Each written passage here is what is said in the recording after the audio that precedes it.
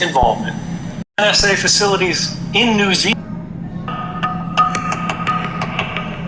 There are actually NSA facilities in New Zealand that the GCSB is aware of, and that means the Prime Minister is aware of.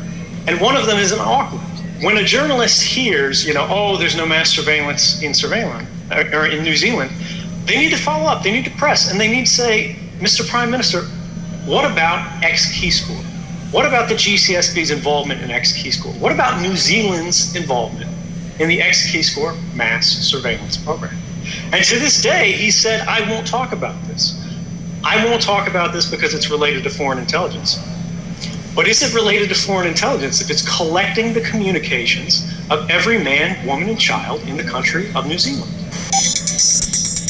Show that New Zealand is spying on its neighbors and allies, including new documents released by the U.S. whistleblower Edward Snowden show that New Zealand is spying on its neighbors and allies, including countries in the Pacific region. The documents say New Zealand's electronic spy agency has intercepted emails, mobile and fixed-line phone calls, social media messages, and other communications in small Pacific states, including Fiji, Samoa, the Solomon Islands, and French Polynesia. The material gathered by the Government Communications Security Bureau, the GCSB, was shared with the U.S. National Security Agency, which, along with agencies in Australia, Britain, and Canada, make up the so-called Five Eyes surveillance network. The revelations raise questions about whether New Zealanders living in the Pacific are subject to the mass surveillance operation. The GCSB is banned from spying on New Zealand citizens, but has no legal restrictions on foreign activities. I'm 29 years old. I work for Booz Allen Hamilton as an infrastructure analyst for NSA in Hawaii. What are some of the positions that you held previously within the intelligence community? I've been a systems engineer, systems administrator, senior advisor for the Central Intelligence Agency, solutions consultant, and a telecommunications information systems officer.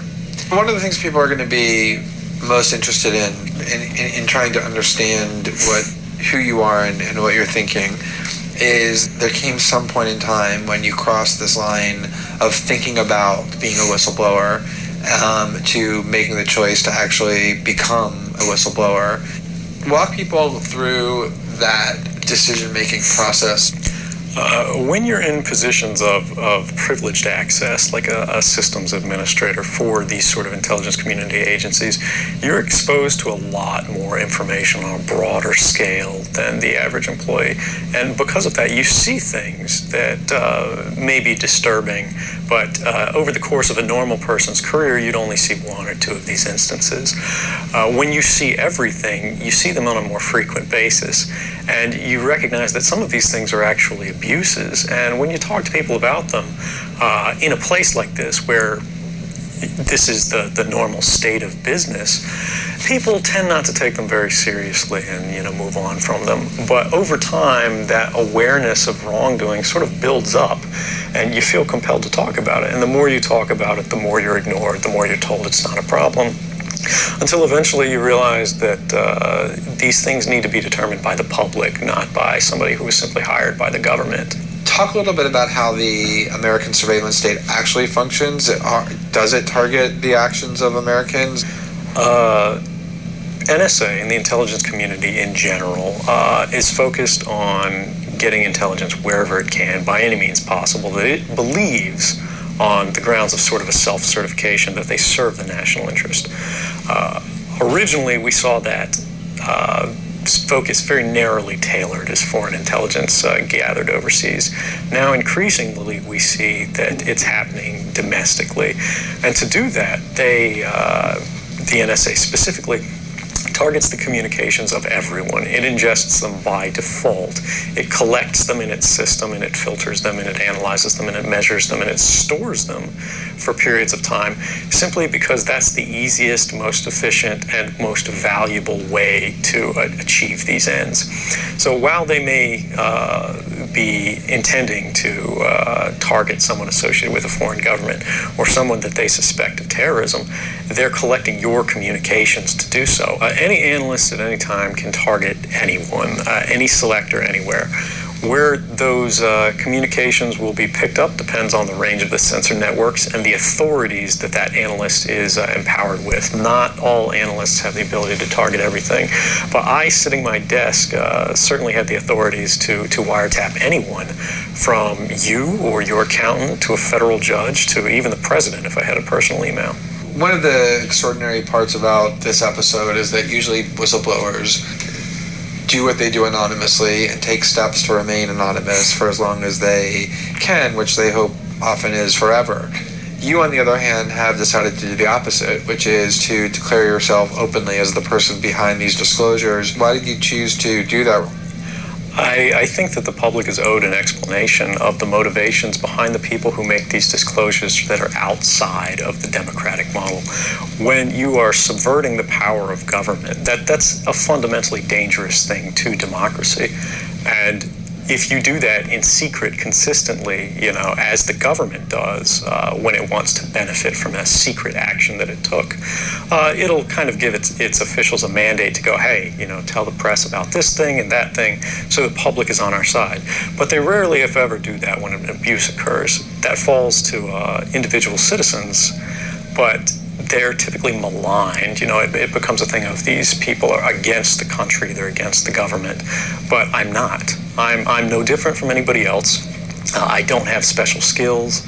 I'm just another guy who sits there day to day in the office, watches what's happening, and goes, this is something that's not our place to decide. The public needs to decide whether these programs and policies are right or wrong. And I'm willing to go on the record to defend the authenticity of them and say, I didn't change these. I didn't modify the story. This is the truth. This is what's happening. You should decide whether we need to be doing this. Have you given thought to what it is that the U.S. government's response to your conduct is in terms of what they might say about you, how they might try to depict you, what they might try to do you? I could be, rendered by the CIA. I could have people come after me, or any of their third-party partners. They work closely with a number of other nations, or they could pay off the triads, or any of their agents or assets. We've got a CIA station just up the road in the consulate here in Hong Kong, and I'm sure they're going to be very busy for the next week. And that's a fear I'll live under for the rest of my life, however long that happens to be. You can't come forward against the world's most powerful intelligence agencies and be completely free from risk, because they're such powerful adversaries that no one can meaningfully oppose them. If they want to get you, they'll get you in time. But at the same time, you have to make a determination about what it is that's important to you. And if living unfreely but comfortably is something you're willing to accept, and I think many of us are, it's the human nature. You can get up every day, you can go to work, you can collect your large paycheck for relatively little work against the public interest, and go to sleep at night after watching your shows. But if you realize that that's the world that you helped create, and it's going to get worse with the next generation and the next generation who extend the capabilities of this sort of architecture of oppression, you realize that you might be willing to accept any risk. And it doesn't matter what the outcome is, so long as the public gets to make their own decisions about how that's applied. Why should people care about surveillance? Because even if you're not doing anything wrong, you're being watched and recorded, and the storage capability of these systems increases every year consistently by orders of magnitude, to where it's getting to the point you don't have to have done anything wrong. You simply have to eventually fall under suspicion from somebody, even by a wrong call, and then they can use the system to go back in time and scrutinize every decision you've ever made, every friend you've ever discussed something with, and attack you on that basis to sort of derive suspicion from an innocent life and paint anyone in the context of a wrongdoer. We are currently sitting in a room in Hong Kong, which is where we are because you traveled here. Talk a little bit about why it is that you came here, And specifically, there are going to be people who will speculate that what you really intend to do is to defect to the country that many see as the number one rival of the United States, which is China, and that what you're really doing is essentially seeking to aid an enemy of the United States with which you intend to seek asylum. Can you talk a little bit about that? Sure. So there's a couple assertions in those arguments that are sort of embedded in the questioning of the choice of Hong Kong. The first is that China is an enemy of the United States. It's not. I mean, there are conflicts between the United States government and the Chinese PRC government, but the peoples inherently, we don't care. We trade with each other freely. We're not at war. We're not in armed conflict, and we're not trying to be. We're the largest trading partners out there for each other. Additionally, Hong Kong has a strong tradition of free speech. People think, oh, China, great firewall. Mainland China does have significant restrictions on free speech, but the people of Hong Kong have a long tradition of protesting in the streets, of making their views known. The internet is not filtered here, no more so than any other Western government. And I believe that the Hong Kong government is actually independent in relation to a lot of other leading Western governments. If your motive had been to harm the United States and help its enemies, or if your motive had been personal material gain, were there things that you could have done with these documents to advance those goals that you didn't end up doing? Oh, absolutely. I mean, anybody in the positions of access with the technical capabilities that I had could, suck out secrets, pass them on the open market to Russia. They always have an open door, as we do. I had access to, the full rosters of everyone working at the NSA, the entire intelligence community, and undercover assets all around the world, the locations of every station we have, what their missions are, and so forth. If I had just wanted to harm the U.S., that you could shut down the surveillance system in an afternoon. But that's not my intention, and I think for anyone making that argument, they need to think, if they were in my position, and you live a privileged life, you're living in Hawaii in paradise and making a ton of money, what would it take to make you leave everything behind? The greatest fear that I have regarding the outcome for America of these disclosures is that nothing will change. People will see in the media all of these disclosures. They'll know the lengths that the government is going to grant themselves powers unilaterally to create greater control over American society and global society.